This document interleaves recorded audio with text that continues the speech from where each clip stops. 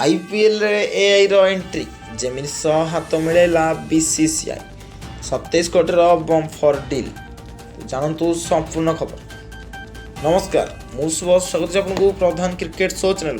खबर एक खेल खबर जब आप प्रथम थर चैनल को आसती निश्चित भाव में समस्त खेल खबर क्रिकेट खबर क्रिकेट एनालिसिस आप निश्चित भाव चैनल सहित जोड़ी हो जाता। हाँ आज्ञा भारतीय क्रिकेट कंट्रोल बोर्ड अर्थात बीसीसीआई इंडियन प्रीमियर लीग नुआ स्पॉन्सर खोजी सारी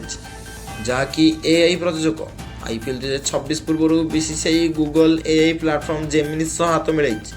आसंता 3 वर्ष एआई स्पॉन्सरशिप भाव में बीसीसीआई और गूगल मध्य 270 कोटी टंकार डील होती।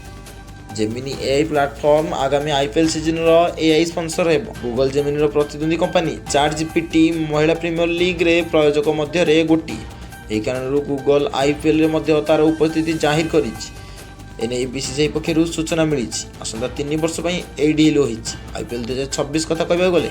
ऑक्शन सरी मार्च 26 रु आरंभ हो फटाफट लीग